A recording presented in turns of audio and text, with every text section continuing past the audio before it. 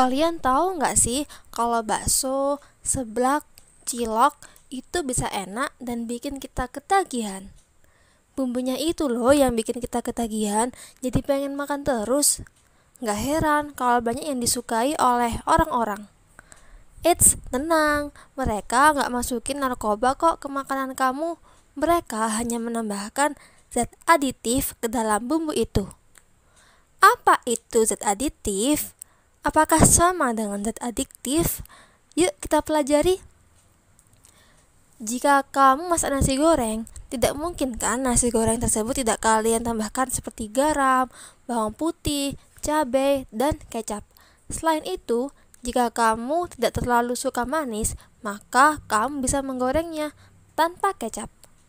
Apa yang terjadi jika nasi goreng tersebut tidak dimasukkan bahan-bahan di atas? Selain hambar, pasti penampakannya tidak menarik dan baunya tidak menggugah selera. Nah, secara umum, zat aditif adalah suatu zat yang ditambahkan ke dalam sebuah produk makanan atau minuman dengan tujuan untuk mempercantik warna, menguatkan rasa, mengatur keasaman, memperpanjang umur penyimpanan produk, dan lain-lain. Harap dibedakan ya, zat aditif tidak sama dengan zat adiktif. Zat adiktif adalah zat yang menimbulkan ketagihan dan ketergantungan. Sedangkan zat aditif adalah zat yang ditambahkan ke suatu produk makanan atau minuman yang dimaksudkan untuk mempercantik dan memperpanjang masa penyimpanannya. Zat aditif yang paling umum digunakan oleh masyarakat seperti garam, gula, cuka, dan rempah-rempah atau yang biasa disebut dengan bumbu dapur. Dari jenisnya, sebenarnya zat aditif terbagi dua macam, yaitu alami dan buatan atau sintetis. Mengapa sampai ada zat aditif buatan? Perkembangan industri dan permintaan manusia yang tidak dapat dipenuhi karena zat aditif alami membutuhkan waktu yang cukup lama untuk memprosesnya. Selain itu, zat alami belum tentu bisa didapatkan di semua tempat. Yuk kita lihat apa aja sih zat aditif yang sering kita temui. Yang pertama ada bahan pewarna. Zat aditif bahan pewarna digunakan untuk mempercantik dan memperkuat warna suatu makanan dan minuman. Hal ini diperlukan karena terkadang warna bahan yang dipakai sebagai bahan baku dapat luntur ketika dilakukan proses pengolahan.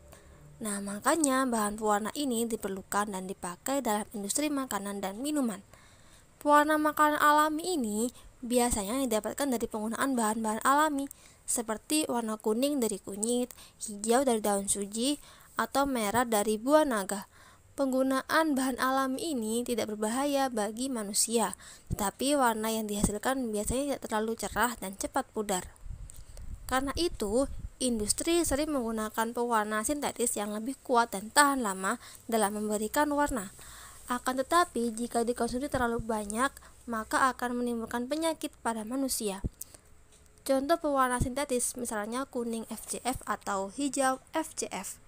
Yang kedua ada pemanis.